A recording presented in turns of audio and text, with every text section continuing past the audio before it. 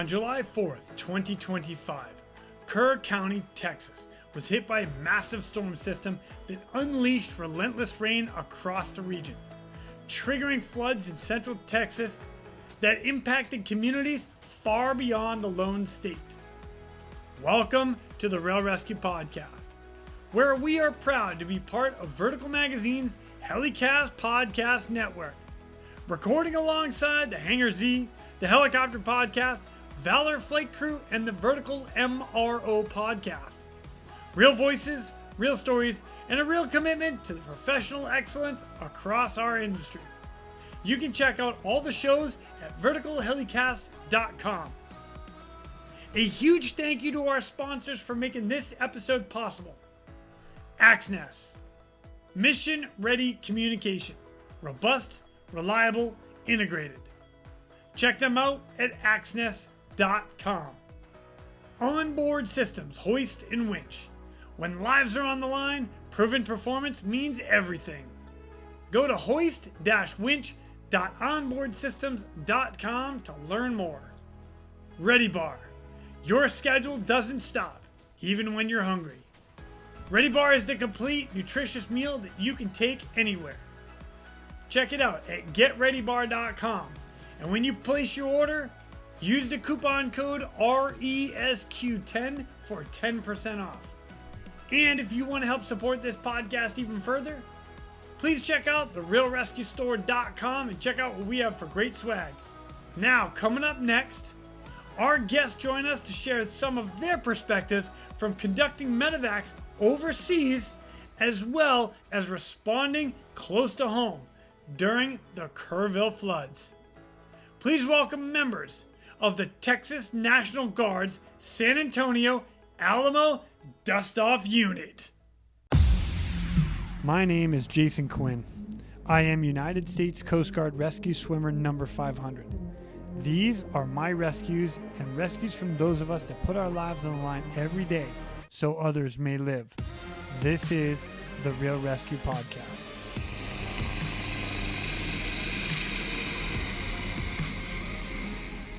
Ladies and gentlemen, welcome back to the Real ResQ Podcast. I am truly honored to have our next guest with us. We've got 5 gentlemen from the Texas National Guard, San Antonio area, Alamo DUSTOFF unit. What's up, fellas? What's up? God, I'm super stoked you guys are here, and let's go around the room. Let's introduce everybody. We've got Josh Wiedemann, John Maney, Christian Powell, Joey Puente, and Andrew Harrelson. Gentlemen, I am super stoked that you guys are here. Thank you so much for joining me. We have a lot to talk about today. I'm very excited about this. One of the things that I want to start off right off the get-go is that you guys were really a big part of the Kerrville flood incident that happened July 4th, 2025. And it was unfortunate I wasn't able to record with you right away, but you guys had a huge hand in that. And we're going to learn a little bit about that on the back end of this episode. But first, what we're going to do is we're going to find out a little bit, because you have more deployment rescues and what you guys do as DUSTOFF, which is pretty badass, by the way, because I have seen some of your stuff, which is cool. So, but I'll tell you what, let's do this. John, if you can give us a little bit of background about you and what brought you into the National Guard. Hi there, CW2 John Maney. Yep, so I've been in the Army now for close to 20 years. Oddly enough, didn't start off aviation. I was actually a Seaburn guy, so really random. I did that for I don't even know what that means. What the heck is a Seaburn? The chemical, biological, radiological, and nuclear kind of specialist. That's what I did. Complete opposite. Sounds like you're a wicked smart guy. No, not quite. It was the polar opposite in aviation. Family was in aviation, Air Force to be specific, wanted to go there.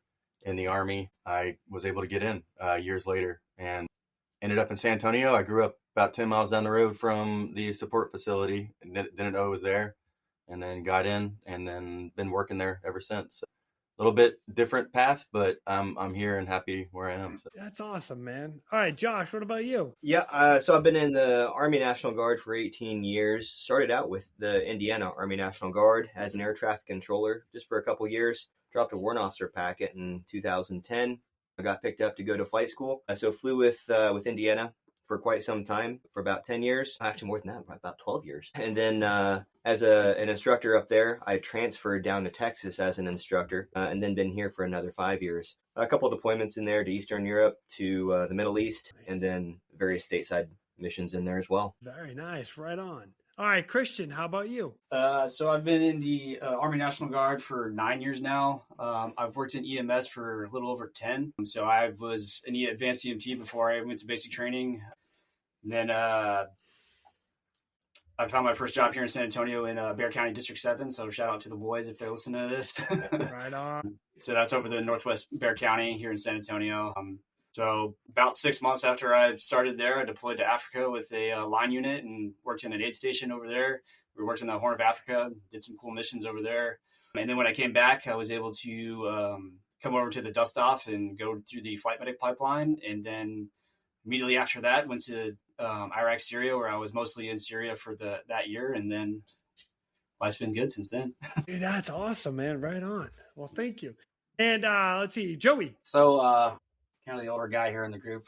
I actually joined the military in 98, active duty Army, did my active duty service, got out, had a break in service. And I don't even think the group knows about me, but I did a brief stint in the Coast Guard Reserve. Man, we're letting it out now. Yeah. So I wanted to get into the AST program and didn't realize that it's only for active components. So I went ahead with it, went to A school in Yorktown, Virginia as a BM because I was really good on boats.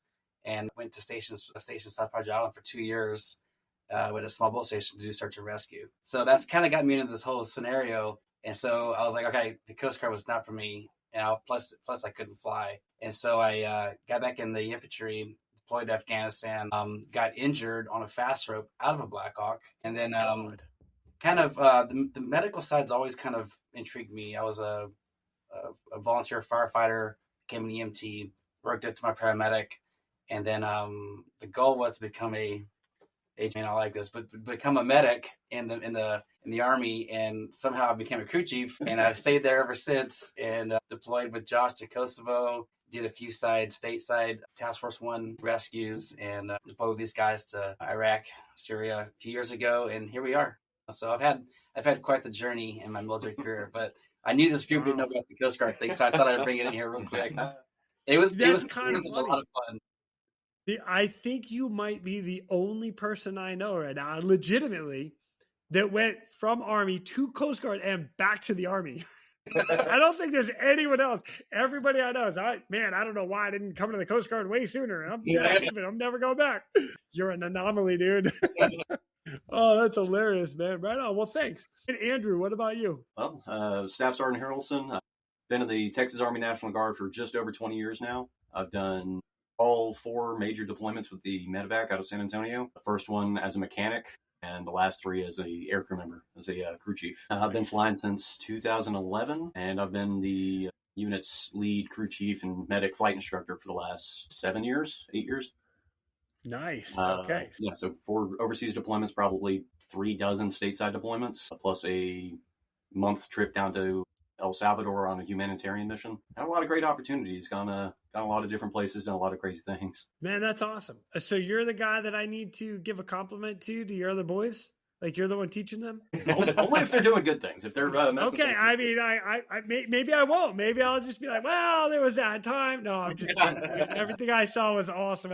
It was actually true honor and privilege to fly with you guys on that day. I got to come out. It was a lot of fun, and it was great to see you guys in action. But no, right on. Hey, thank you. I appreciate that. Now, one of the things you guys just all mentioned is your multiple deployments to all these different areas around the world. This is incredible. Can you guys expand on any of the rescue missions that you might have been involved with anywhere on any of the deployments? Josh, let's start with you. Yeah, I was with Joey, like you mentioned, on the Kosovo deployment, and a lot of different missions that came from that one. But I think on this last one that we did together, we were in the same location on that one as well. Those midnight runs, man.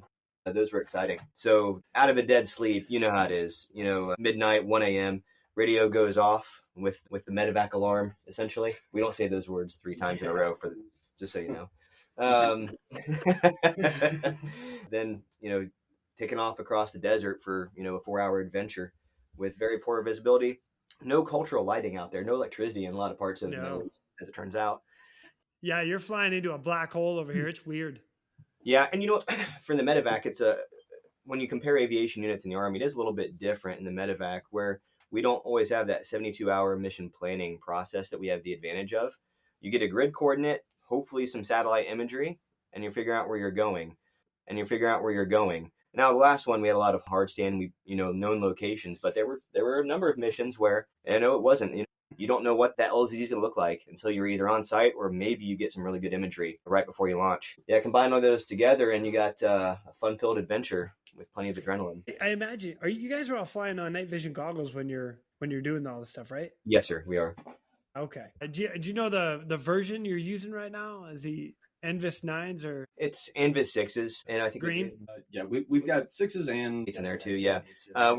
and we just got the white phosphorus upgrade too. So nice, good for you guys. Right on. More of a curiosity question than anything else. I just flying midnight. Nothing good ever happens after midnight. You guys know that, right? that's when all the fun happens. Yeah. The fun, as long as you're on our end and like you're responding too. Yeah, that's what. Yeah. Definition of fun. Yeah. Well, Christian talking about being a firefighter and medic, like, man, that's when all the crazy comes out is after midnight. 100%. Yeah. Let's go, dude. So, Josh, is there any like crazy anything in particular that stands out to you in those midnight runs? Patient-wise, we had a lot of them, a lot of different unique ones. You had everything from guys dropping weight sets on their heads, the traditional testicular torsions, and you get, your more serious ones out there. It's true. Oh my God. I had to say it. We medevac that one guy because he fell asleep and forgot. Anyway.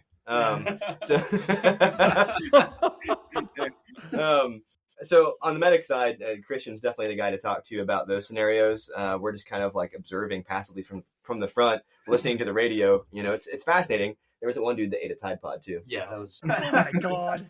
The naming of the mission. Yeah. Oh yeah. We name all the missions on very, very creative naming, very official naming convention afterwards. But on the last one, there's one. We got a call. It actually was not an urgent mission. It was a priority.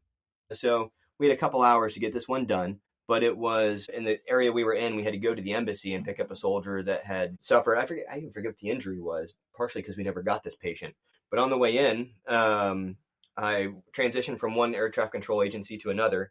And they had their own dedicated air traffic control tower on this embassy. And as I called them, they came across yelling over the microphone. They said, turn around, we're taking IDF. We're getting mortared. And I'm like, oh okay. My God. I will turn around, actually. With a priority patient in the aircraft behind me, it was actually his local area orientation. I won't mention the name, one of our other partners over there. And so this is his first flight in and around this city. And so we're getting turned around on the objective to head back and wait until things clear up. And as we're departing that area back over to the original one, the air traffic controller signs off with, I hope to talk to you again someday. Awesome, dude.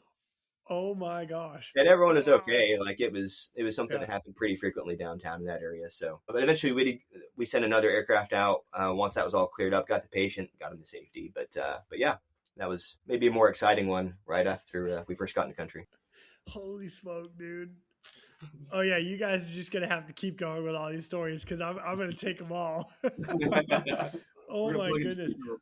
Hey, I love these stories that you guys are getting into. This is going to be good. I'm not going to get enough of it. So you guys, whatever deployment stories you have, you just keep them going. John, I'm going to jump to you next. What do you got? Well, unfortunately, I don't have any crazy story that you're going to want to hear.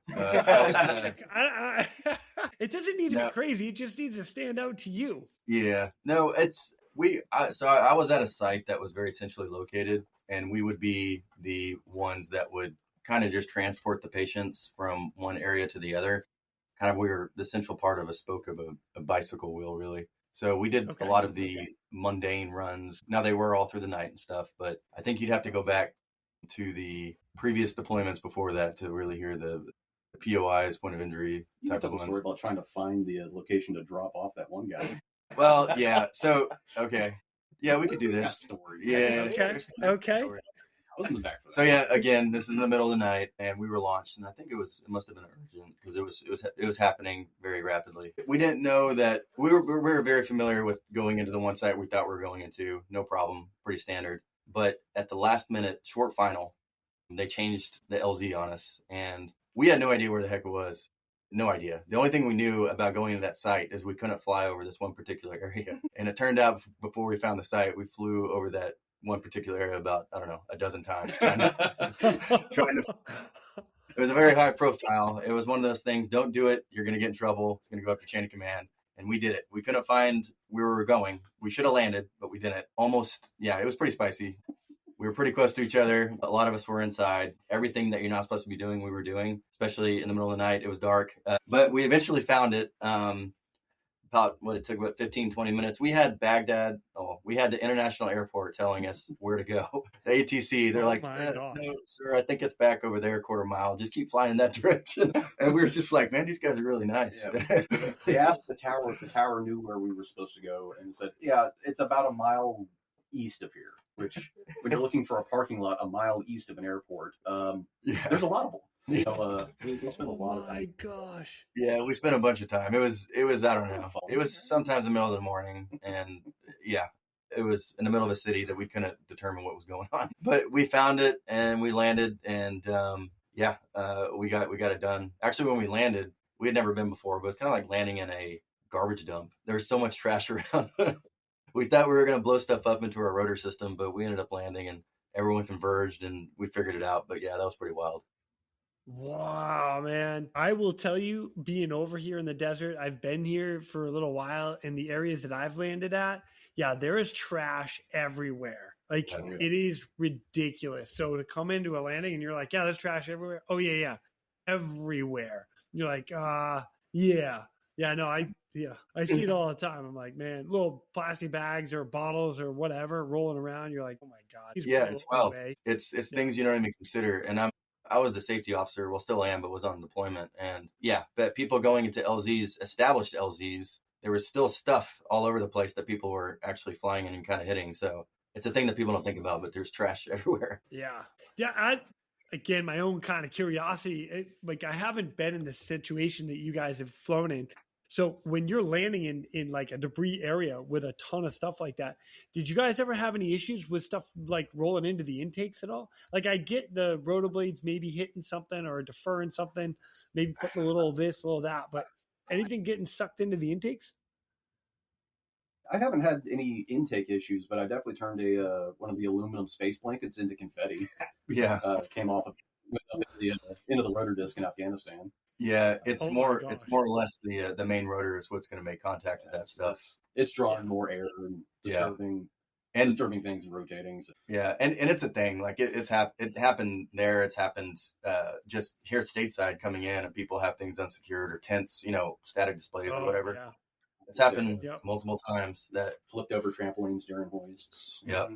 So yeah, it's not so much the sucking things in, it's making contact, which will happen 10 times before it gets sucked in. Yeah. And most people don't understand the power of the H60 and what the downwash that comes from it. Like, it's, God, I love that aircraft so much. It's good. All right, Christian, what about you? Any stories that stand out to you? Man, I have a lot, I guess. I mean, just like I said, after a decade of kind of being on the box, being on the truck, going back and forth. And one that really stood out to me in this last deployment was pretty interesting. We got called out. It was a urgent medevac mission. It was in the middle of the night. Spare the details of all the injuries, but it was mostly it was a shrapnel to the neck. Is what we got called for. Oh man! Yeah, the terrorists over there like to lob these rockets that they put on timers from behind walls to this specific location that we were at over there, and it happened multiple times. But this time, they finally, I guess they got one of the kids, or one of the soldiers, excuse me. That was he was actually walking from the bathroom back to his hooch just to go bed down for the night. So we flew out there. It's probably about a little bit less than an hour flight there. All the while we have Apache spinning up on the way out there, chasing us out there, and then they're getting calls that another base is under attack. So they're splitting off and going to there, and it's just a little bit of chaos going. We fly 2 ships out there. So it was myself, another medic, and a crew chief in the back, and our 2 pilots, obviously. So we get there, and we're all amped up to go. It's probably like month 6 in this 9-month deployment, and I haven't really had a whole lot of urgent missions. So they called me. They were always making fun of me because I was the one who was getting the routine calls, just driving Miss Daisy pretty much, which a lot of what you do back home, On the ambulance, yeah. So finally, like, we get this medevac and we're like, all right, it's game on. We're going. Like, heck yeah. Like, we're all amped up to go. We land there, and it's a little dusty to get into this site. I'm in the left seat. Medic is in the back. My other medic, my partner, is in the back seat.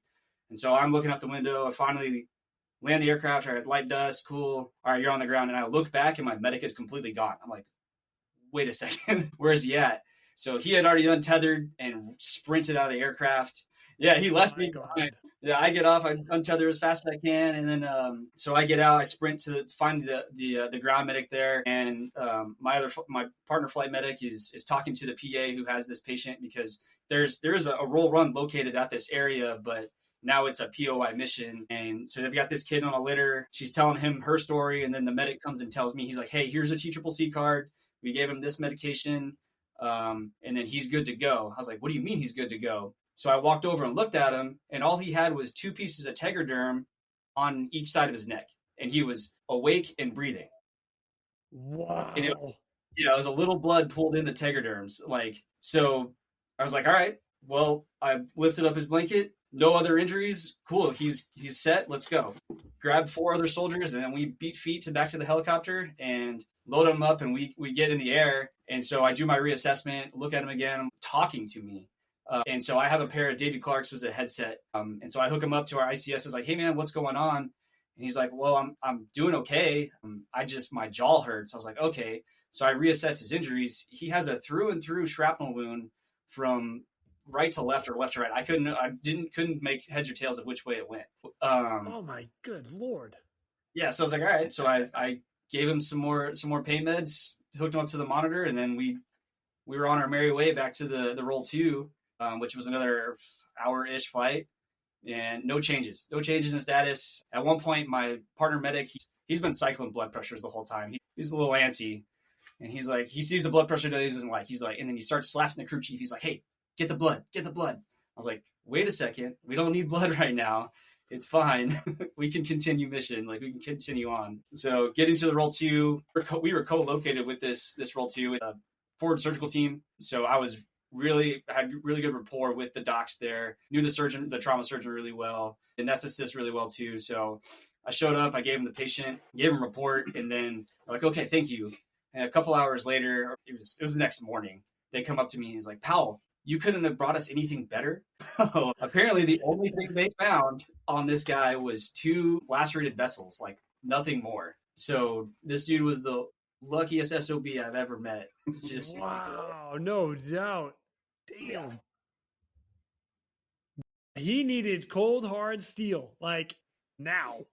That's all he needed. Yeah, our pilots ripped the guts out of the aircraft to get back to the roll 2, but turns out it was what all he needed just to get back. Oh my gosh. Well done, sir. And you and the crew. Wow. Yeah, it was dude, that is one lucky guy, man. Holy smoke. After we got done, we got some feedback from the Apache pilots, because they were looking for the rocket rails that the terrorists decided to launch rocket from. And they're like, yeah, the CRAM was going while you guys were on the ground. Sorry, CRAM? I don't know what that is. It's a ground defense that we put up that just kind of keeps, it's counter rocket mortar. Yeah, so it was engaging rockets as we were on the ground. Of course that's what it meant. I don't know why I didn't know that. Sorry, silly me. Right on. It's pretty interesting. Something that occurred to me here, Jason, listening to Christian's story and John's, something that John had mentioned too, was the same with you, I'm sure, in the Coast Guard, is that in the background of all these events and all these stories are the procedures that we work on day in and day out. Yeah. And one of the big things that we focus on in Army aviation, and it's across the Army, but we really emphasize it heavily, is that emphasis on safety. It's kind of challenging in the medevac world, where you don't know what that mission is going to look like until you're there. So it's real-time risk mitigation. The best thing you can do to mitigate in advance is training and essentially setting the aircraft, setting your equipment, so you don't got to think about those things. Because just like Christian's describing, once you hit that, you can't think about it. That's got to be a reflex. Oh, I totally agree. It's kind of interesting you say that right now, because I think about that a lot, right? And I say that because let's use a training scenario that I was out there with you guys for, right? We're in forward flight. I'm hanging in a quick strap, attached to one of the Texas Task Force guys as we're flying away at probably 200 feet-ish over trees. And I'm thinking to myself, there's nothing unsafe about anything we're doing. But if anybody looks at us, they're going to be like, those guys are all freaking nuts, absolutely out of their mind, right? But when you look at everything we've done to that point, and this will be Army, Coast Guard, anybody that does any of this type of work, there have been so many safety checks. There's been so much debrief and pre-brief and everything else in between to make sure that what we're doing is somewhat safe, or we've put these safety checks and balances in prior to going out, and then we've tried it and did it work? Yeah, can we expand further? And we practice and get better and better and better. So I love the fact that you just said that right now, because I've never done CSAR, aka combat search and rescue. I've never been shot at. I don't want to be. Okay. Like I like the Coast Guard side of it. I'm not getting shot at. I'm just going to get Tom, Dick, and Harry and Bobby Sue over there and out of a boat. Like it's good. But what you guys do is incredible. And that's why I'm so excited you're here to share some of these stories. So I do appreciate you plugging that. That's pretty badass. Control the chaos. Yeah, that's it. That's it. Calming the chaos. Yeah, hell yeah. We're going to divert real quick to thank our sponsors. Whether your mission is saving lives or servicing high-value assets, Onboard Systems Hoist stays ready to assist. Features such as single-point payout reduce the potential for hoist-induced load swings, enhancing overall safety. For more information, go to hoist-winch.onboardsystems.com.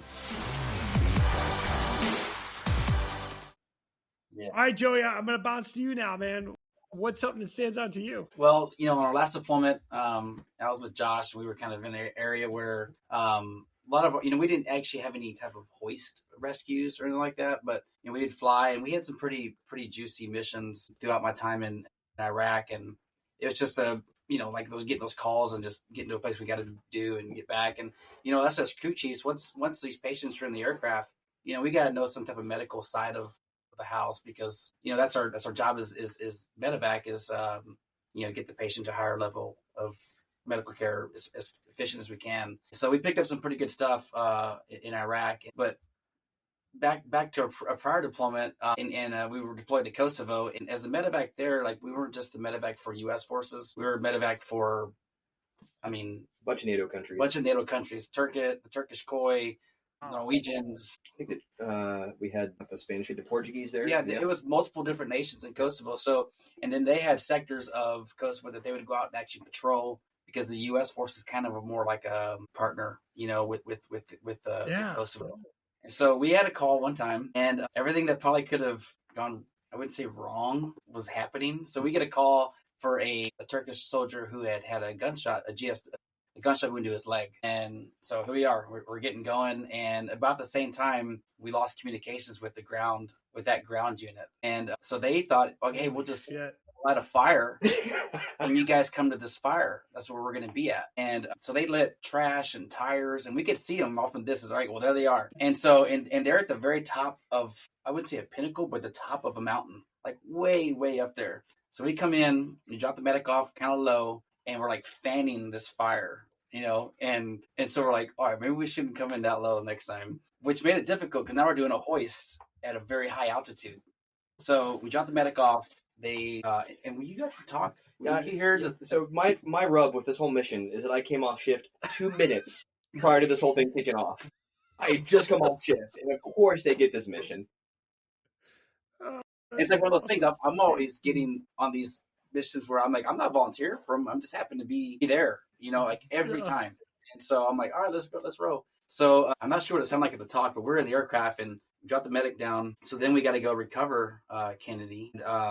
Now we're at way higher, because there's smoke all over the place, because we're just, and flames. They didn't drive this soldier further away from this flames. Like, it's right there. So like all this smoke. So we couldn't really do a hoist at 70 or 80 feet. We had to come up 180, 210 to clear that smoke. God. Yeah. And so this routine hoist scenario turned into, the medic was very small, looking way down there. And once we got him up and got him to the cabin, and all this was happening so fast. But the back to the training part kicking in. We do stuff. And I remember we train with this hoist called Fred. One of our loads. I remember like at one point I was kind of like, oh, that's just Fred down there. But it was actually our medic and our patient.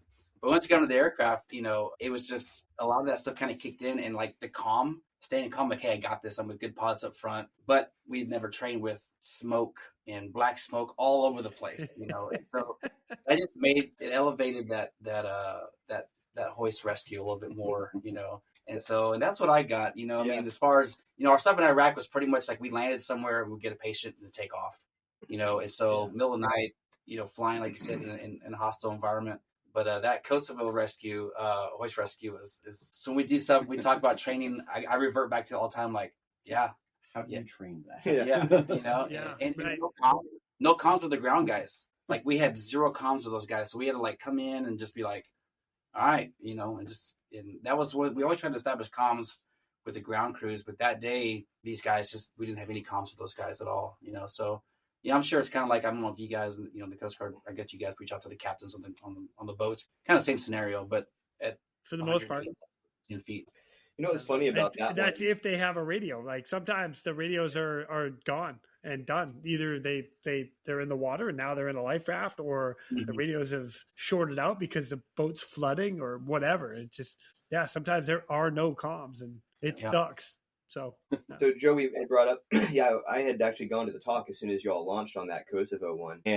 But the issue that they ran into was they were pushing all their comms, it may have been digital comms, I don't know, through their talk, then over to ours, and I think there were some in the middle even. It's this game of telephone every time they're trying to push updates to the mission. Well, their initial grid coordinate was wrong. And when you're in a mountainous region, okay, the grid coordinate may not be that far off, but it's the difference between a ridge line at 10,000 feet and the bottom of the valley at 3,000 feet. So just go to the smoke. You'll see the black smoke. And we're used to smoke. But we're like, hey, confirm color is smoke. It's a smoke grenade, right? Not normally a fire. Because we thought initially too, okay, maybe it's the smoke. Like they're gonna throw some smoke that we'll see, and they'll like you'll see the smoke. It's black smoke. Black smoke. And it was quite the experience. That one kind of stands out in my tenure here at the medevac, and then I've been on some stuff stateside too, but that was kind of like my wild story, and then speaking earlier about like rolling out, we had in Kosovo, we got going on a mission, like we're pulling the guts out of it, flying as fast as we can, and I'm with Kennedy again, and the doors open, just open up in the middle of the night. We look back, what? Like, just the slide doors just pop open. Both of them? And both sides. And somebody forgot to secure something. What the hell? Yeah. Well, that's what I was saying. All of a sudden we look back and we're like, okay, we're missing that. And it just flew out. No. And so there's one Pedro Vargas was like, let's visit this topic of securing items back in here. It was a good. That Kosovo deployment was. We learned a lot. It was that was 2016 timeframe. It was it was that I learned a lot from that deployment, just as far as like capabilities and crews and just adapting to whatever could happen, And that was a good deployment. So it led me into where we're at now, and it's been good. Man, awesome. Dude, thank you so much for sharing that. That's hilarious. Well, kind of. and I got that whole Coast Guard scenario too, but that was not in the military. That was more on the civilian side. So we're going to come back to that one in a second. Let me get to Andrew. Andrew, give me one of yours that stands out to you. So I think one of the ones that stands out the most to me is my very first point of injury back in Afghanistan. We'd been in country maybe 4 weeks at this point. Just did our left seat, right seat rides with the guys we were replacing. Did one hard stand mission already, but this was the first POI. Call drops about 2:30, 3 o'clock in the morning because it has to. It's always in the morning. Always. We got a call for a blast injury. A U.S. soldier, urgent medevac, so everyone's adrenaline just goes absolutely through the roof. So we all run out to the aircraft, throw our gear on, plug in the grid, and off we go. It's supposed to be like a 10-minute flight, maybe not even that. Like it was in the same valley, and we're just booking it. My hair's on fire. I can't process the information as quickly as I need to. It's dark. It's Afghan dark. There's no lights. We're maybe 200 feet off the ground, and all 4 radios are going. One of the pilots is talking back to our FOB. The other one's talking to the ground unit. They're also talking to the sister ship. So all this communication going around, and I am a mile behind the power curve. I'm just along for the ride at this point because I'm the crew chief. I'm just there to help the medic. But one of the calls that clicked is like, all right, dust off. We're ETA 30 seconds. So we're short final. I look out the window and we're still doing 150 knots. I was like, wait, hey guys, something's not right. What are we looking for again? Yeah, they said, strobe and a row of trucks. Oh yeah, we just went past them. We need to turn around. Oh my gosh. I was so focused on getting there. Urgent medevac. We got to get there. We blew right past them. 150 knots. I had to put the aircraft on its side, get back around to them, all to land in an open field. And the guy walks to us seemingly uninjured. Turned out he had some sort of explosive device go off close to him. So he got his bell rung pretty good. No visible injuries or anything. So all this adrenaline, we blow right past the LZ. And then the guy just walks over to us. It's like, okay, maybe we need to refocus on our motivation to get there. We got to get there, but we got to get there on time and with the right mindset to actually help, not just get there as fast as humanly possible. So we definitely had a very severe case of get there-itis and forgot that we had to stop. So that one stands out pretty well. Oh my gosh. There's a whole bunch of stuff that goes through my head with that. Is that like what I mean, standard spec ops guys, the tactical pause, the take 5, the like slow as smooth as fast. Like just yeah. Yeah. Man. That was as fast as humanly possible. Oh, wait a second. We've got to help. And let's fly right over them. Yeah. Now, I'll tell you what, guys, like one of the things that I really appreciate you guys sharing with all of these stories is I want to thank you personally because I've never been in CSAR. I mentioned that, but you guys are. And you're going out to get our boys that are in harm's way, that get injured by the enemy. And you're going into enemy territory to get them out of there. And I think that's amazing. My hat's off to all of you guys. So thank you for that. Yeah, heck yeah. And I appreciate the story. And I know, like, I've talked to soldiers that have been hit and have had to be medevaced out. I mean, heck, Ryan, who flies up there with Starflight, he had to get medevaced out. So he's got his own story. And now he's flying for them. So, I mean, that's what you guys do matters. I appreciate it. And that's why I really like getting these stories. So thanks. I really mean it. Joey, you mentioned that you have an incident kind of or with the Coast Guard, but not while you're in the Coast Guard. Civilian side? What? Yeah. So actually, right before we were deploying to Kosovo, we had leave to go visit family. And so I went down to Port Mansfield, Texas, and we were fishing, offshore fishing. And on our way out, it's my dad and I and my son, actually both my sons. And as we're going out, we see people on the jetties, on the far east of the jetties, Port Mansfield jetties, waving at us. Like, what are they waving at? And it was just kind of one of those days where, like, it was just the seas were kind of calm right before it goes into the Gulf of Mexico from the bay. And there was a body in the water, and we're like, oh man. And we're like, oh, this is pretty serious, And so we get up there, and yeah, there's a guy really close to the jetties, but not on the jetties. And I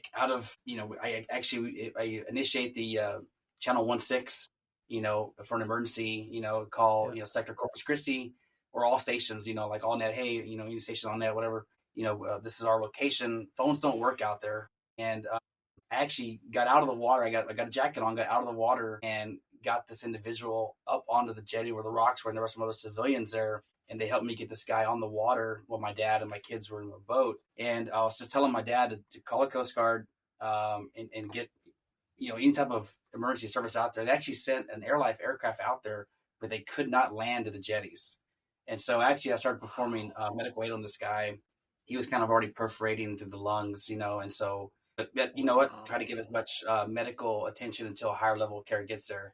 So they sent airlife out there first. Airlife could not land. And so they got a dolphin out of Sector Corpus Christi, came down, and I kind of stayed with the guy until the swimmer got down there, and they recovered the body. And I think they flew him over to an LZ in Port Mansfield where they transferred him over to emergency services. But yeah, it was just one of those days, and it kind of stuck with me after that, like throughout Kosovo, where didn't know the guy's name or anything like that. And so I kind of followed that story and ended up meeting his family when we got back from Kosovo, and just kind of put like met his dad and brother to kind of close that gap of hey, I was the one that tried to help your son out. And this is, just kind of piece that story together. So it was kind of a wild story, but in all, me being in the Coast Guard a little bit before, I kind of knew how it worked. I knew the small boat station wouldn't get there fast enough. So I immediately just called Sector. And Sector kind of, they're the ones who dictate that out anyway, who's going to go anyway. And so they sent out a 65 out that way to get on scene. And one of the guys took control of that scene after that.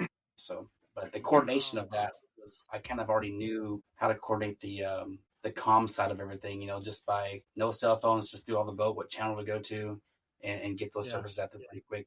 But it looked like he, I don't know if he fell from the jetties or what, but he had a pretty big laceration on the back of his head. He probably hit something and rolled into the water, so. Yeah. We used to get launched on that from time to time. Like when I was in Humboldt Bay, California, and people would slip off the jetty and fall back, hit their head, and then slide into the water. So they get knocked out. And it happens more than people know. Yeah. Man, nice job. Like reaching out to the family afterwards to it's one of that gap with, it was, throughout that whole deployment, I was just like, man, and I felt like it was kind of calling me to, and there for South Carolina, I made an effort to go to South Carolina to, just kind of close that piece, and, wow. Person. Good on you, man. Yeah. And so that's, this is another little story, that a lot of people don't know about, I try to keep it that way, but maybe it's going to get out now. You know what? I won't tell anyone. I promise. Because I know the whole time you're on deployment, you're like, why didn't I stay in the Coast Guard? Cool. 2 years. Those 2 years and going to BM school and A school in Yorktown. I've met a lot of good guys. I'm still good friends with two of the guys that are one became a Border Patrol agent, and it's just they give me a lot of crap about going back in the Army, and but it was fun. Those 2 years was a good time. I don't talk much about it because I know I'd probably get ragged on a lot here by these guys, so that's right of me. Nobody will ever hear. Nobody's gonna know, dude. Nobody's gonna know. It's gonna be totally fine. It's our little secret.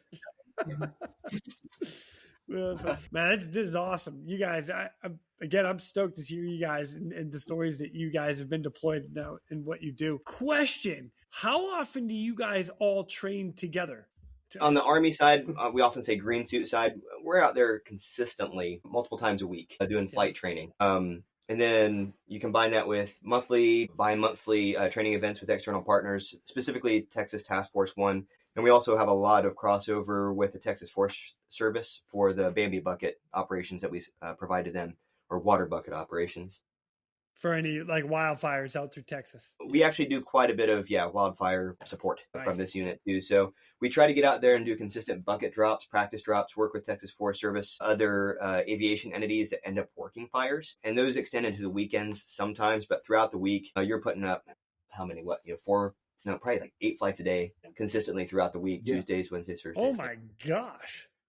Myriad of different training envelopes, instrument flying, hoist, buckets. Yeah. And keep in mind, that's just from San Antonio. We have 3 other facilities out there doing the same thing. So just San Antonio, we're putting up, 8 a day. Oh, that's a lot. I was thinking you guys would tell me like, oh no, we do like once every quarter. And no. You guys train all the time. It's consistent flight training and at least monthly training with our external partners. Well, that's awesome. Speaking of external partners, so that's where I want to bring in a little Texas Task Force 1. Those guys are the guys that I had an opportunity to work with and talk to.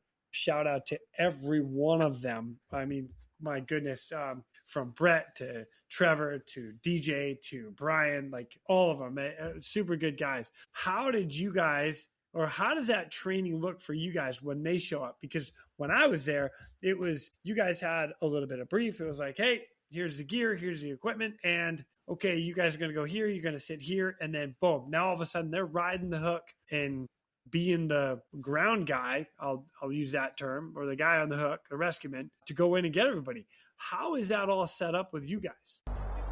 We're going to divert real quick to thank our sponsors. Axnis. The Axnis PNG wireless ICS system delivers cutting-edge wireless ICS technology to any aircraft.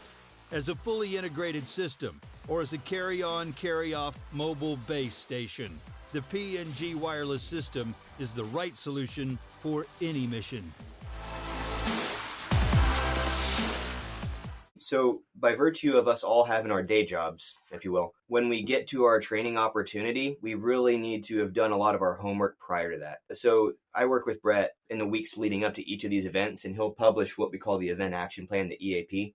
He'll push it out, and it will lay out the comms plan. It'll lay out, he'll have some imagery about the locations we're training at, our emergency response plan in the event of an accident or an incident, and then all the crews that we have forecast for that, both from our side and from their side. So the last piece of that is just putting it all together in a brief. So by the time you show up, we sit down, go over the EAP, do a once over of the plan, what devices we're focusing on, and then the specific training event for the day. Is it trees? Is it balconies? Is it vehicles? Is it open water? And kind of touch on any specifics unique to that mission set.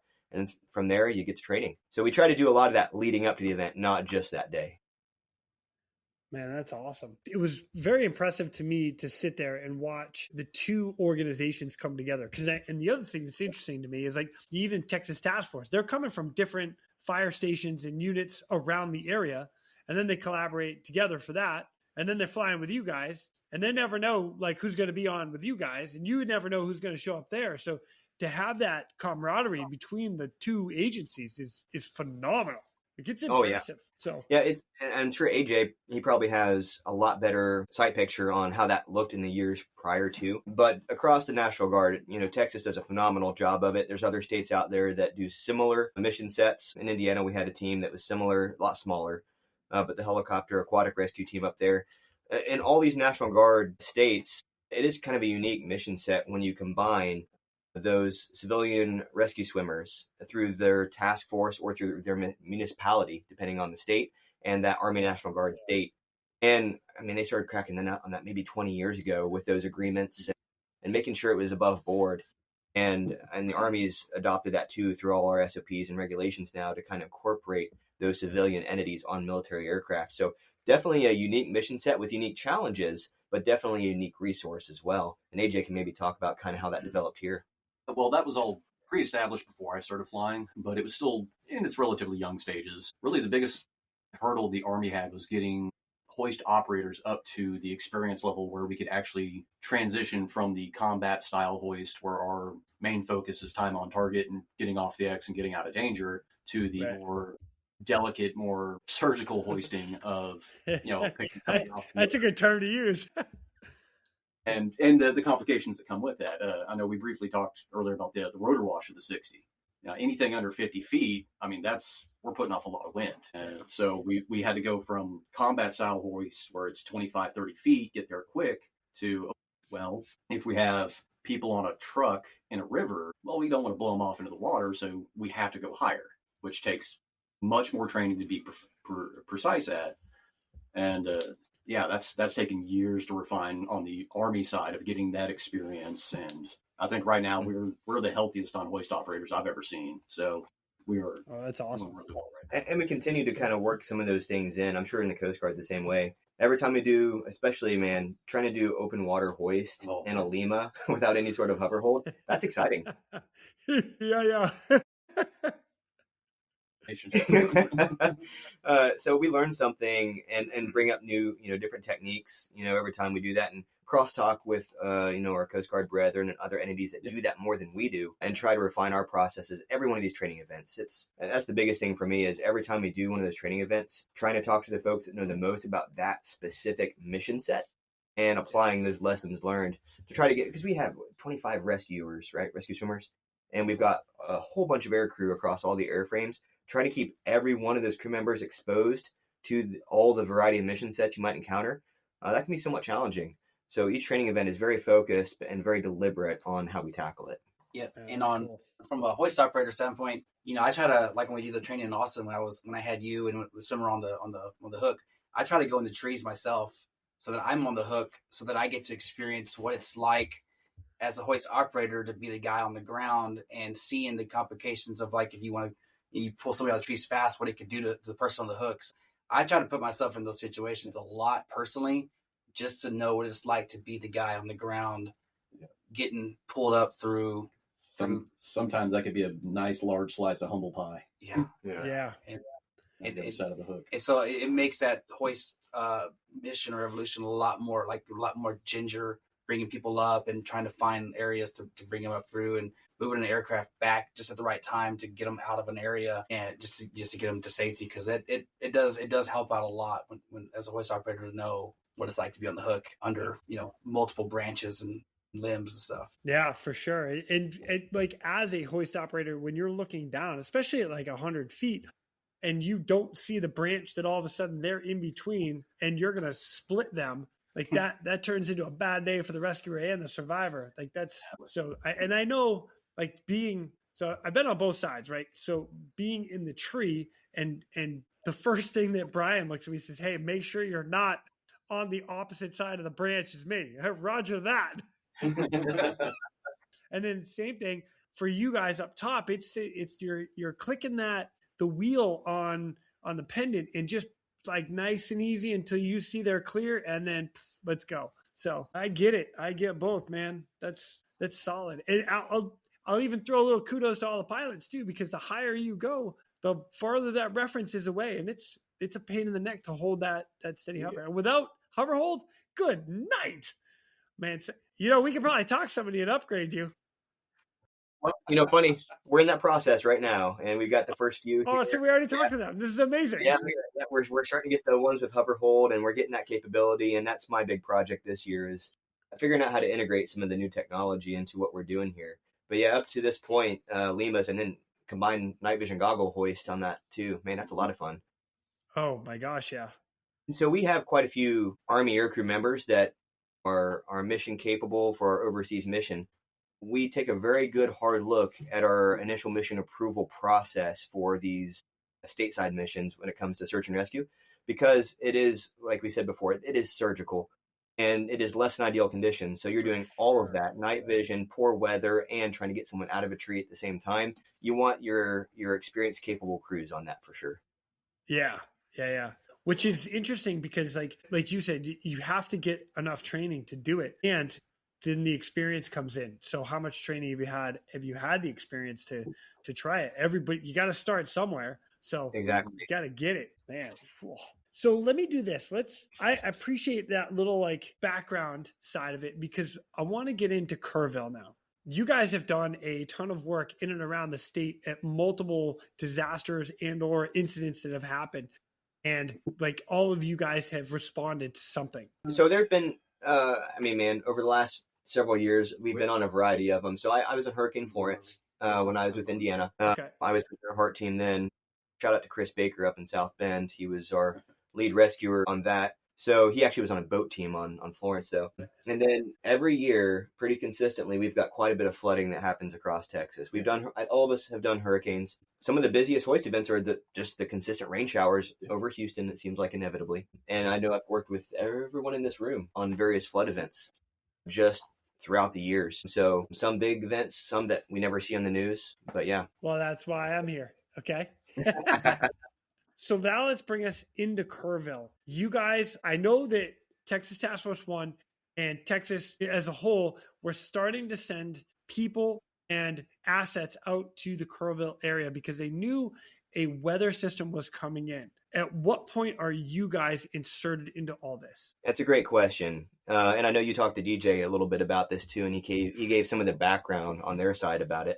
So we got the notification on the 3rd that they wanted to have 2 aircraft available to launch out of San Antonio and 2 out of Austin. So part of my role at the facility is looking at those crews, looking at how recent they are in this mission set and kind of helping pair those up in a way that makes sense to kind of distribute that experience across all the airframes. So upon notification, our initial reflex was kind of like, well, why are they doing this? We had not received that detailed weather brief. It was happening on a weather call, but we were not aware of it yet. We were just told put on crews. So I took a look at it, not knowing what was forecast for Kerrville. I made some decisions with crews that may not have been suited for the level that we experienced in the days to come.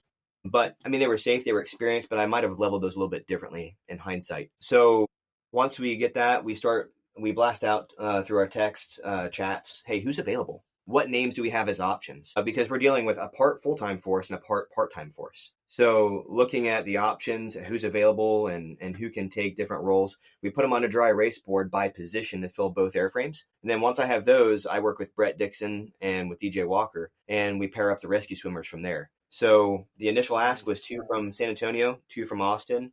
We loaded those crews, and I was not on it. I had someone that kind of filled in for me, and I really appreciated it. And that kind of changed later. But it was kind of a fire and forget, man. Like, okay, cool. Got the crew set for the 4th. Hopefully get off early, get to their 4th of July parties, and man, rock and roll. Something we were having to balance with selecting crews is, one, we didn't have a full understanding of the severity of what they were predicting at the time.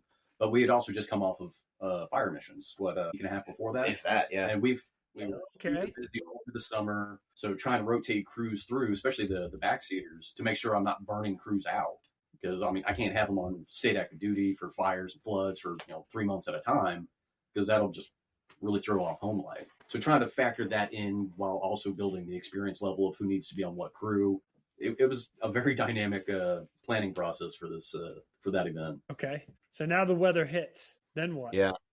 Yeah, so I got a call at 6 a.m. From our facility commander, Major Voss, and he's like, "Hey, how long till you're in the facility?" I'm like, "Hey, bro, like, I'm not on today. Like, we talked about this. What are you thinking?" He's like, No. I need you to come into the facility. I'm standing up a 3rd aircraft right now. And I'm out of a dead sleep. I'm kind of like, why are we doing this? And so he explained really briefly, hey, lots of flooding, Kerrville area, girls camp, people missing. Like, okay. And I live 10 minutes from the flight facility. He said, hey, put a crew together, and I have an aircraft for you. Let's put it together. So I had been working the crews in the previous day, so I kind of knew who was left over, who was available, who wasn't. And so my first call was John Maney, and said, hey, man, he lives not far from me. Like, hey, let's head into the we're putting a crew together. Next call was Christian. And then one of our other folks who's not here with us today, who is out on his next deployment already. So put a crew together very quickly. And then the next question was, well, what rescue swimmers do I have? So I was talking to several of the guys on Task Force 1. Brian actually was my point of contact, Brian Winchell, initially. And he's like, yeah, I don't know. We're going to have to figure this out. Because he was working the same process on his side. Now I need to find 2 more rescue swimmers to pair up. So I have 4 green suitors, and I'm still missing the 2 blue suitors. But I have an aircraft, so we can figure this out. So we got to the flight facility, and we're working very deliberately, but with a sense of urgency to try to get this 3rd aircraft tied on to the San Antonio effort that we were launching. So that was kind of the initial process, and then after that, it got even more exciting as the day went on. Yeah. Well, you guys ended up trying to get in and out of the area a couple times, right? And then just weather shut everybody down. Right. So that was kind of the issue when we arrived at the facility with my crew. The first 2 crews were already there. And how did you all get activated in the morning? Because it changed the timeline. Yeah, so we were initially told, showtime was like 08, get ready, get the aircraft out and prepped. I woke up to a missed call at, I think it was like 5:30 from the facility commander. So I missed call, saw I already had like 16 missed text messages about, hey, when are you going to be in? And that was about 6:30 or so, and I think I made it to the facility in record time. And I think all the crew showed up about the same time. Both Alamo 01, 02. We were ready to, launch at 7 or so. Yeah, you were already out there at the aircraft by the time we pulled in the parking lot. And so from there, they were initially going to try to work their way almost direct to Kerrville. But the way that storm, I'm sure you've seen the imagery, like it just sat there. Yeah. Over top for a good bit, dropping all that rain. And so there was kind of a wall of weather just north of San Antonio that was moving toward our flight facility, and kind of looking at those ceilings drop down to nothing, systematically getting closer to the facility with a lot of lightning in there as well. They paused their launch to assess the weather, which gave us time in Alamo 03 to catch up. And still no rescue swimmers at this point, by the way. For the 3rd aircraft. For the 3rd aircraft. The first 2, we were spooled up, ready to go. About to pull out of the ramp, head to the flight line, and a line of thunderstorms rolled through, a lot of lightning. We ended up having to go back into parking, shut down, back inside for a little bit, and that's when we linked up with Josh's crew and kind of rebuilt the plan to get there. Yep. So from there, we realized we were going to get socked in and be no use to anyone. So we looked at some weather west, due south of Kerrville, a place called Hondo. We said if we can get to Hondo, that gives us more breathing room, gets us out of the way of this cell moving through, and we can assess from there and try to move in. So we launched as a flight of 3 out there. The 2 Alamo 0102 fully configured, Alamo 03, again, no rescue swimmers on board yet, and we're still working that plan. Landed at Hondo, and then the Shiner followed us as well, the 2 Shiner aircraft out of Austin. And so we have 5 National Guard aircraft and crews there at Hondo. we kind of set up like a little ad hoc tactical operations center in the FBO. I'm sure they really appreciated that. We kind of took over one of the rooms. That's awesome. You know that while we landed, the Coast Guard showed up after we. Oh, okay. So I'll get to that. We got to get to them. We have to get to them eventually. All right. We'll get to that. So I was kind of surprised how quick things escalated. Once we set up our little center in there, we had DJ on the phone, and he starts feeding grids, feeding frequencies, channels, everything we needed to start rocking and rolling. Hey, I've got survivors reported in this location, girls camps, boys camps, campgrounds. That's when people started looking at like public news and started seeing the news reports, and that's when the real reality of what was going on in Kerrville actually started setting in for all of them. I know I didn't have a full picture of what was happening until about that point. Yeah. And so with that, we realized I'm going to be delayed in Alamo 03. John and I are still, and Christian are still waiting on our rescue swimmers. Now, our rescue swimmers were released from Austin Fire Department, and they were going to have to drive to San Antonio, but now that we've moved even further from them, now they're driving across half of Texas to get to us so we can put a crew together. And kudos to those guys. Both Matt McIlerney and Matt Avery, the Matts. Those guys were awesome. They committed, man. They drove all the way to Hondo to link up with us. And so in the interim, Alamo 01, 02, and then the 2 Shiner aircraft link up and have a window in weather to start moving north into Kerrville. As our wheels up, that's when Coast Guard, I think it was 655, landed and linked up with us. It's 655. I'm pretty sure. I got a good video of them on the ground as we're landing. Driving that ball in there. But it worked out really well, though. You can't pick on them too much. They complimented you guys left and right. I got their back right now. Yeah, guys. No, so it actually worked out pretty well for us because while the first 2 Alamo aircraft launched and we're waiting, that's when the Coast Guard landed and talking to the crew there. They were sent north, but didn't really have they weren't linked in with DJ yet on the JAGS ET side of things. And so that gave us a great opportunity to start talking frequencies, locations, grids, and figuring out that interoperability piece. And what it became was essentially we were their relay platform over Helicopter Common. So we could talk to the ground elements on all the different V-fires and VMEDs that we were receiving missions on, push it to them. And in turn, they had an awesome array of weather radar to help get us to Kerrville. So very, very actually complementary platforms. To get to Kerrville there. So it worked out really well timeline-wise because it gave them more info, got them inserted into JAGS ET, and gave us another aircraft to help get us to Kerrville. So honestly, in hindsight, I'm like, you know what? TTP for the future. Let's just pair up 1 Army, 1 Coast Guard from now on, and we'll make it work. You might be able to do a 2-in-1. I like 1 of them and 2 of you. I don't know if they have quite the assets that you have, so you might need to do the 2-in-1. Yeah, that weather radar, man, that was awesome. Yeah, so from there, I know that both of us, we took 2 different routes to get to Kerrville out of there. The first 2 aircraft kind of tried to work west and then in from there up through some of the valleys to get to Kerrville. 30, 45 minutes, maybe even an hour later is when I launched. And by then weather had changed and we kind of had an opportunity to work almost directly through to get to Kerrville following 5. And that, I think both of them ended up working out. The weather en route was definitely not ideal, but once we got to Kerrville, it actually wasn't too bad. It was just getting to Kerrville that was kind of the challenge. Weather en route was not the same as weather reported at the 2 airports. Yeah, and that happens so often too. And then you got the hills in there too, the terrain on top of that. Yeah, flying into the hill country as weather's coming down, and a lot of the get there-itis that I mentioned earlier. We were in a hurry, and things got kind of exciting. But I can understand why. As an operator, and you're getting word that there are hundreds of people stuck here and hundreds of people stuck there, and there are emergency calls coming here. The amount of calls that came in such a short period of time, it overwhelmed the entire system. So you guys are on the back end of that, getting all of that information, like, we need you here, we need you here, we need you here. So they're get their itis. Oh yeah, I'm all about it all day. Yeah. Yeah, because that's what you want to do. You just want to go get them out of harm's way. Yeah. Absolutely. So while we were at the Hondo airports, when we started receiving the individual aircraft missions, all right, you have a grid here. It's a hotel, suspected 80 people, potentially need help. There's a grid here, couple on a house, see if you can get there. And that's when we started receiving the individual missions. So we were kind of back planning on, all right, how fast can we get there to see about assisting these people? And there was a lot of plans made to get there quickly, and we We learned some things. We learned some things. Yeah.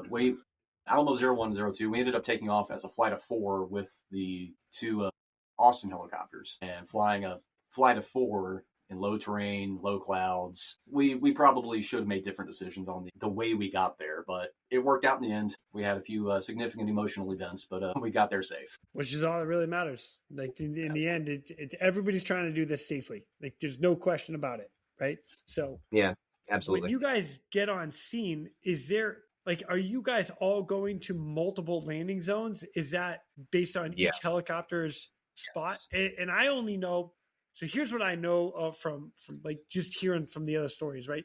So the Coast Guard, they drop Scott Ruskin off and he's in one spot, and then they go start taking people out of another spot. But you guys were landing at Ruskin, at another area, picking just people and people and people. How did that come across to you guys? How did you get that information to get there? And how did you coordinate it between who was going? Yeah, that's a great question. I have a picture somewhere of the dry race board that we put together in Hondo.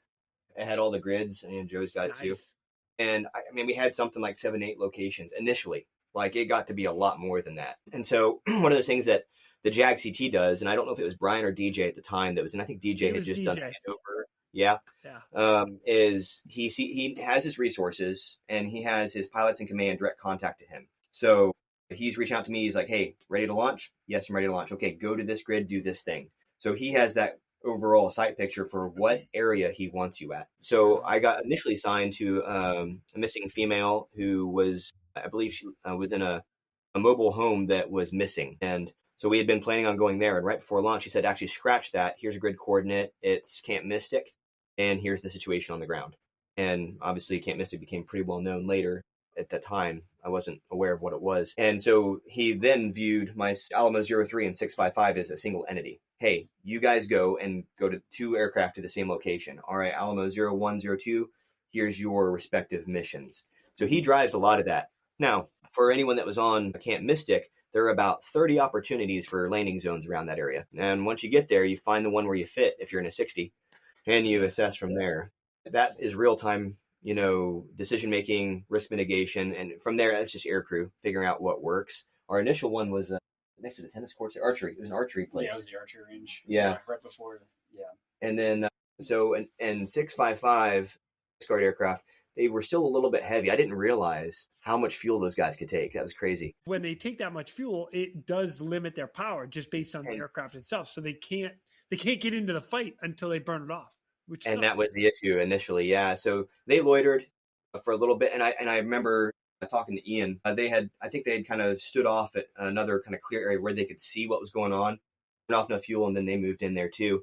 And from there, we used helicopter common to mitigate, hey, this is Alamo 03 inbound. We're going to take the soccer field. And we'd kind of developed a counterclockwise rotation. After you picked up at the LZ, direct down to the CCP, which was in Ingram, Kerrville area. Yeah, Ingram High School. Yeah. It initially was the fire department. Oh, was it? It was. And so we landed there. That wasn't working well. And it was like a 1 mile hike for these poor girls to go there barefoot. Yeah. So we requested them adjust the CCP, and they pushed it to the high school.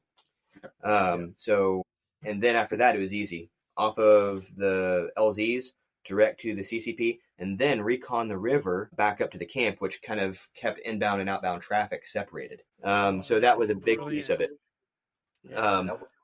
Except for when people come in going the wrong direction in the corridor because they're not talking to anyone. But anyway, that was none of the resources that we're talking about today. That was just civilian aircraft that were doing other things. Trying to help. Trying to do their thing. Yeah. So I remember actually talking to DJ about that because he was trying to prevent, and I want to use the word prevent loosely. It was like that. Hey, we don't need the civilian assets right now. Right now, we need the military assets and the assets that we have, like the hoist capable and the medical transport. So try to stand by and like go away without saying go away. And it's a very dynamic environment, right? And the TFR gets put up so quick. They may not even have seen it before launch, to be honest, because things are happening so quickly. I heard one of the pilots at the FBO while we were getting fuel kind of getting yelled at because he didn't know the TFR was up. Yeah, so I think things happen dynamically in these scenarios, right? So I don't fault them for knowing that. And things, after the first, iteration of that, I think it got pretty well cleared up. And then the corridor system seemed to work really well. The chaos still happens around those pickup sites. There was a boys camp, I think, that got pretty busy. Well, back to that board, with that board that we had in Hondo, I got those grid coordinates on my phone, and I actually screenshotted stuff from Google Earth to orient myself with the ground. So once we got there, we can kind of orient like, hey, there's a building here. And when we got over some of these spots, it was just concrete slabs. And I was like, oh, these buildings aren't there anymore. Yeah. And so the landscape just changed as far as orienting myself or our crew with what's on the ground. That's how I knew it was Camp Mystic, and there was like a boys camp. Just trying to take that initiative for the crew to like orient ourselves before we got there. Things were different once we got on site. You know, it was just like, oh, that's not there anymore. And then it was, but all this is happening with these experienced crews like Josh and AJ said, where you're thinking ahead. How can I better be efficient once we get there? So you're kind of eliminating some confusion or some chaos a little bit. But it was good. Like you could see the river, where it was at, where it wasn't at. Hey, that building's not there anymore, huh? You know, and it was just, it was pretty wild once we got on site as far as orienting what was what, you know. And one of the challenging pieces of this too is that the communications is always so dynamic. We have the radios going on helicopter common. We also have our internal frequencies that we're talking to each other and Shiner on, and then we're receiving dispatch over electronic notification through phone. From DJ, normally going to our rescue swimmer. And then, hey, we're developing a corridor system. Drop that in the chat. I had whoever's in the back, my crew chief, hey, type this out and send for me. So that way everyone coming into here knows, hey, this is what we're doing.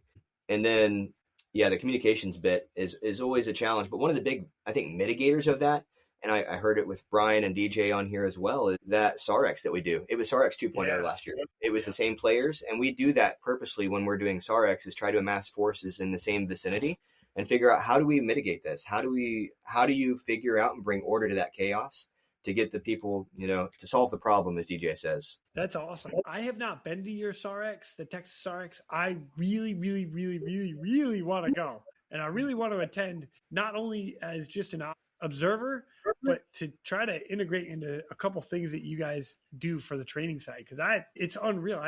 I don't know of anywhere else that's doing it like you guys are, which is impressive, by the way. So I've done several SARXs down here and been a part of it. Actually, when I was with Indiana, I came down for one as well. Having done the SARX, 2 months prior to this? Yeah, it was 2 months prior. And rolling in, it's the same faces. It's the same people, that were there for that one. That was awesome. And I know a lot of people came in, to the JAG CT saying that exact same thing. So definitely a sustain on that is keep the players in there and keep the complexity going with SARX too, because it's impossible to simulate 100%, but it goes a long way just starting to kind of solve those problems, identify those problems ahead of time. Well, if you can get rid of like the problems that occur often, those are the ones that you can mitigate and then get rid of. And then when the other ones pop up, then it's just like, oh, that's no big deal. Because we know we have our base set. We've done the groundwork. Now it's just the little pieces that you got to figure out as you go. Absolutely. Yeah. Damn. You guys mentioned a couple times there a boys camp. This is the first time I've heard about a boys camp. Like everybody's heard about the girls camp. How many people are at a boys camp? Well, and there were, I know I've seen the metrics somewhere. I don't have those memorized, but there was a boys camp. I believe it was upstream of the girls camp. I'm not sure. Camp Junta. That was it. Yeah, we heard several just lingering thoughts that maybe they were there. And I think they ended up not being there. I'm not really sure. Yeah, there were several locations where both survivors and victims later, originated, and several from a campground that was downstream of Mystic itself. And then there was one or two other camps on that river. And that same probably 7-mile stretch is where most of those originated. Okay. Got it. Wow. Now, did you guys also have to land? Did you guys have to do any hoist rescues? From our crews, none of us did any hoist. I don't think any of the Alamo aircraft did. No, Shiner had one, but it wasn't a rescue. It was a recovery. And then was it sheriff's? DPS, I think. Yeah. DPS had one or two. It was weird. As far as disasters go, like this was the least hoist heavy one I think we've seen. Yeah. Just a lot of landing and loading on this one. Stuck people that just couldn't get out because the rivers were so high. Yeah. They had no line of egress. They were stuck where they were, but they were in a fairly safe area, but still needed to get somewhere else. Yeah, and there were there were a couple that had been washed downstream. A couple of those girls, it's either 2, 3, or 4 girls that had been able to manage to cling to trees and stuff. And I think neighbors had held on to them, and some of the aircraft came in and picked them up. Was it any of you all? No. It was another aircraft. A lot of those boat teams picked them up. It was it might have been a Shiner that actually picked a few of them up. I think it was one. Yeah. We're going to divert real quick to thank our sponsors. Ready Bar, originally made for astronauts, now designed for first responders and built for you. This high-performance meal bar provides complete nutrition without the sugar crash. A must-have for any helmet bag, swimmer bag, or everyday pack. Get yours today at getreadybar.com and use the promo code RESQ10 for 10% off. Ready Bar, zero crash, all fuel.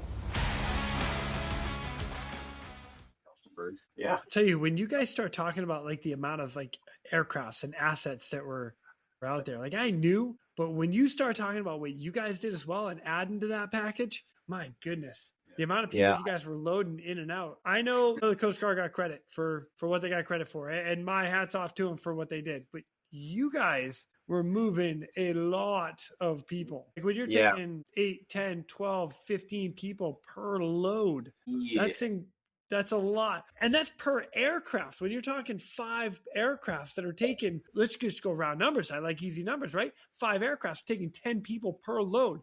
And you're landing and taking off every 20 minutes, if not sooner. Holy shit. Yeah, I was curious about the overall numbers. And on the drive up here, I was kind of looking at what we had in some of the Excel sheets. So between the Shiner and Alamo initially on day 1, it was 298 survivors moved plus 2 dogs. And I was curious, I'm like, how many aircraft did we put up like on our heaviest day between those first few days that we were doing stuff? And this is a testament to DJ and the folks working the JAG CT. 17 aircraft operating at the same time. That's insane. Wow. Now, Texas Military Department, we put up 12 of those 17 on that day. So there were other players in there between DPS, Starflight, Gabe Morton's. Yeah. All in how wide would you say that corridor was? About 3 miles, 6 miles? Yeah, absolutely. There were aircraft left and right all over the place. Yeah. All moving with a purpose. It's incredible looking at those numbers. And then other external players too. Apparently, I learned today that NASA had a WB-57. I also learned what that was today, overhead. Well, that's good because I don't know what that is. So. Yeah, it's for imagery gathering. So they and the MQ-9 that I think you learned about prior to this, both of them were providing imagery in support of this. So just crazy amount of resources. Is both that on the drone that they sent up? And the MQ-9 is your drone, yeah. And the NASA WD-57. I did know about that. Yeah, that's the MQ-9. Yeah, and then there's a fixed-wing aircraft that had some imagery it's providing from NASA. Yeah, they're over. They're based out of Houston. Oh, are they? Ellington. Oh, really? I had no idea. They'll get up to 50,000 feet. Oh, yeah. Wow. Yeah, it was quite a day. Yeah. Well, I can't thank you guys enough for like just coming on and sharing your part of the story. I know I've had a bunch of the agencies that came on and to share a piece of theirs, but you guys were the missing link, and I got it. I really appreciate it. It really shows what Texas as a whole does to set up the assets needed for when disaster happens. Pre-staged, going out when the incident happens, even on the back end. How many days were you guys out there helping out after the storm went away? We had the first day of search and rescue, and we had about 29 to 30 days of search and recovery following that across the Alamo and Shiner crews as well. I think Shiner actually might have hung out even longer than that for support. It's incredible. This is crazy to me, you guys. Like, I'm so glad you came on to share the beginning of this. But there's actually a lot more that you guys even haven't gotten into. And I know there's a couple other things. So if you don't mind, just throw your shout outs and let everybody know what you guys saw and who helped you. Yeah. When we got there, we got to Mystic, the girls seemed to come in different ages, like younger to older. The younger we got out first. And there was a particular group of girls. They're a little bit older. I mean, I'm not sure their ages, but they were just obviously older than the ones we picked up. And there was one girl in particular. She was just super, super scared. We all have helmets and masks, and, we were coming in, and they just went through a pretty traumatic event all night long. And now we're asking these younger girls to get on the aircraft, and so just a lot was thrown at them. But there was this one group and this one girl in particular who was, she was like, I can't get on the aircraft. I'm afraid to get on the aircraft. And I kind of opened up my mask and told her, hey, you know, I'm Sergeant Joey Puente. I have a daughter also your age. You're going to be okay. You know, we're going to take you to a safe place. Just trust me. And then she's like, I was like, you can hold on to me if you want to throughout the whole flight. She, actually, I put her in my crew chief seat and she held on to my arm the whole time. And she was just like really emotional, crying the whole time. And then, I remember she looked up one time and like saw like what we just flew off from, like saw like an aerial view of like what had happened. And she just completely broke down. And another crew member of ours took a photo of that picture in the aircraft. She held on the whole time, you know, and I got her off the aircraft and I told her goodbye. And I can still see her face. And it's just kind of one of those things. It's like, it's just really stuck with me how traumatic that event was for that family. And also like these girls have gotten to go to school, you know, they're you know, they've gotten to start their year. And I've always wondered like how their life has been after not just us, but, you know, all the rescue people who affected their lives and gave their life just a better, you know, they just got to have a normal life after that. So I just always wondered what they're doing now, you know. That's what I got. That's awesome. Yeah. You know, going in there initially, when we first arrived at Mystic, I had the Coast Guard aircraft kind of leading up to that point, and then Ian up front said, hey, can we do a lead change and you go in first since you have the radios? So we went in, and the Shiner aircraft is also short final into there. We took the archery area, and it's kind of like, yeah, okay, we're here. What do we do? You know, so kicked out Christian and the Mats. Yeah, Matt summers, Swear. yeah. And we're like, you know, like, hey, eyes it up, man. Figure out what we got, you know, going here. And so it took a little bit, and then came back, and you came back, and Matt McInerney. Yeah, McInerney. Yeah. Comes back with a girl in each arm. Yeah. Yeah, we had linked up with the camp counselor nurse, and we kind of asked all the big questions like, is anybody hurt? Does anybody need serious medical care right now? And just kind of assessed from there. And yeah, I got back to the aircraft and I see both of them carrying individual like 6 or 7 years old, maybe, just these no shoes, just t-shirt and shorts, like they had just got out of bed, and they carried them to the aircraft. And we grabbed our first group of kids, and then we took off. And that was when we first initially landed at the fire department.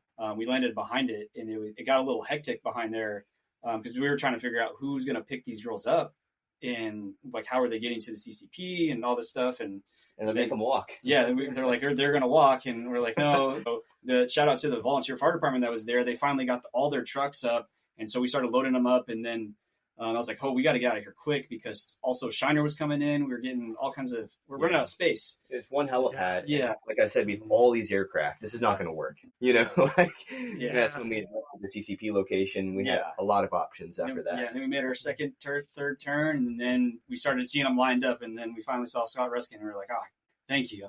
Like, and I just want to shout out to the nurse. Like, she seemed really scared. Whatever, Scott. All right. Scott comes in after, saves the day. Ooh. You know what? I'm with you. Shout out to that nurse that did it first. Yeah, definitely shout out to the nurse. She did a bang-up job. So. You know, it's an interesting part on the initial land in there, too, is one of the things I wanted to know was, okay, initial size up is what are our entries, triage, all those sorts of things, but also how many are we dealing with? We didn't have any numbers yet. You know, and they came back with, I think 200 was the first number. It's something crazy, like 800. Well, it was 200. The first one I heard was ballpark 200. It was. And so we started turning. And we, at like an hour in land, I'm like, all right, we've moved 96. That means there should be 104 left. Hey, how many are left? 800. I'm like, okay, this isn't working. We need more aspects. So I think what had happened was that camp was segmented by waterways. And there was the one where we took the most casualties along, like in the riverbed at this point, you know. And then there were other ones that were dissected by other waterways. And I don't think they were able to communicate with each other. So our initial ask was for that one little section. And they're like, yeah, I got 200. Just counted them. But they didn't account for the whole camp.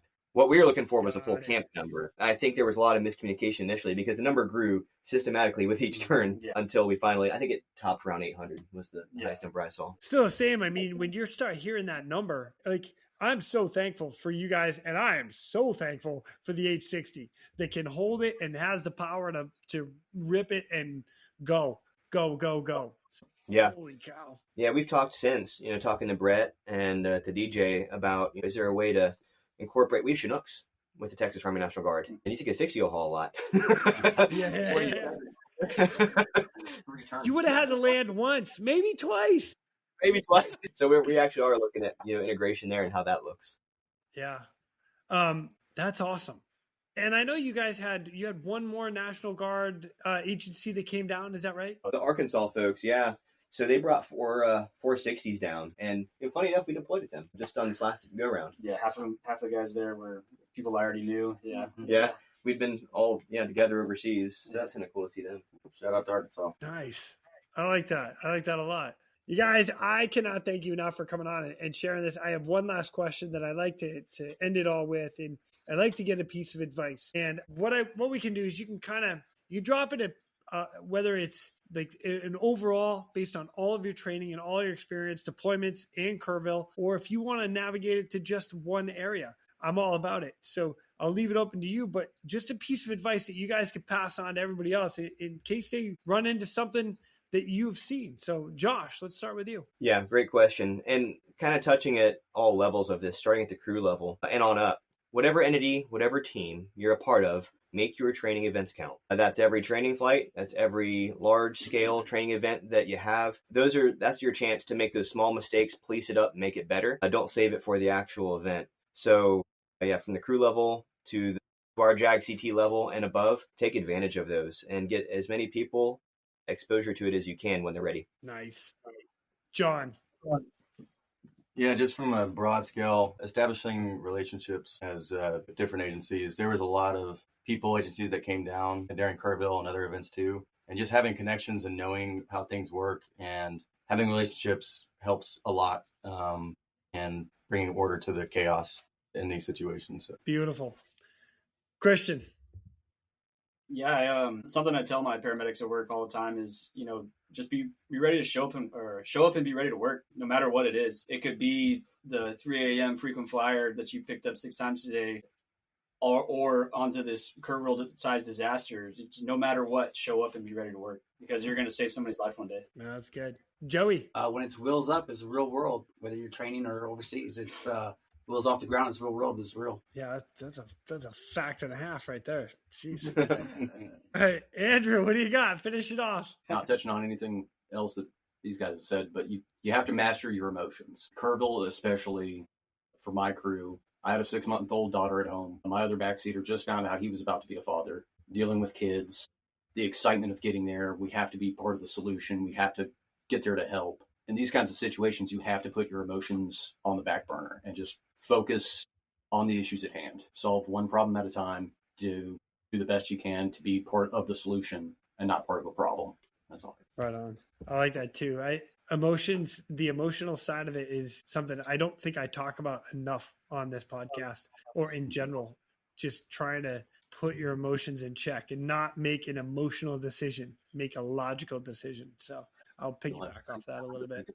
Right on. Gentlemen, this has been an absolute pleasure. Thank you so much for taking time to join me to share some stories, not only overseas, but local as well. This has been absolutely amazing. When I get a chance and I come down there again, maybe we'll set it up on the back end after the training's over. We can go get a beer together. I'm sure you guys know a place to go here, there, or anywhere. I'm in, okay?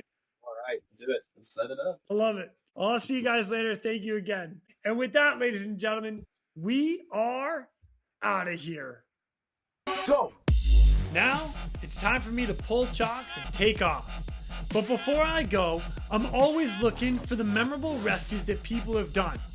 If you have one that you're willing to share or know somebody who has a story, please feel free to reach out to me. I'd love to highlight it here at the Real ResQ. For everybody that is standing by for that SAR alarm, remember, those in distress are praying for a miracle. They are going to get you. So until next time, fly safe and swim hard. Thank you for joining me today here at the Real ResQ Podcast, powered by Vertical Helicast. We'd also like to say thank you to our sponsors for this episode. Axnis.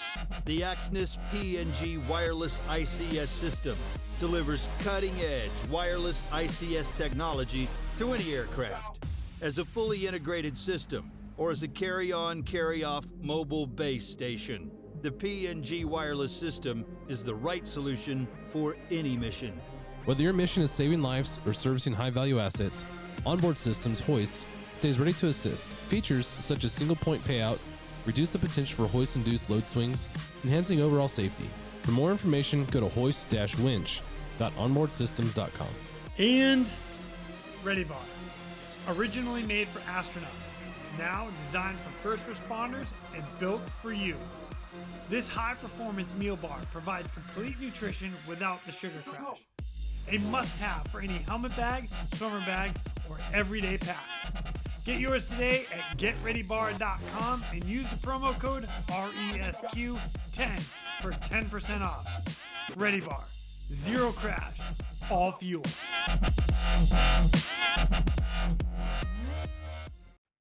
All right, guys, with all of your training that you had, is there anything that stands out in some of your trainings that's kind of funny? Remember the two dogs in the one bag? Yeah. So 2 dogs in one bag? That sounds terrible. it's something it's come up on multiple actual missions. Is okay. What do you do with people's dogs? They're not going to leave without them. You have to take them with you. How do you train this? Like, what piece of equipment do you use? What works? What doesn't? Let's try it out, right? So there was one event. We're simulating picking up a guy with 2 dogs. We were going to try to test out the I forget the technical term for it. It's like an infant carrier. It's a bag. Well, yeah, okay. I know exactly what you're talking. Kind of a rigid one, kind of like It's square. semi-rigid. Yeah. Piece of equipment the task force guys have. So we tried to get the dogs into the bag, which with the helicopter hovering over the dogs, they were less than cooperative, we'll call it. So seeing it from the air of trying to package these dogs into this bag is it's comedy gold. I could hear the Benny Hill theme song going in the back of my mind watching it try to play out. Managed to get one dog in. The other one we ended up putting in the Stokes basket and bringing him up with the other guy. Those are the kinds of situations you don't think about beforehand. I was getting so frustrated up front because I was getting my butt kicked with wind that day. So I'm trying to hold a hover. He's got one dog in the bag, and it's back out of the bag. He's got the other dog in the bag. It's out of the bag. And he's got another dog in the bag. It's out of the bag.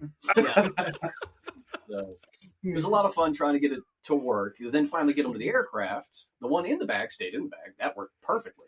The one in the basket decided about 5 feet under the aircraft, he wasn't about the noise. So he got real squirmy.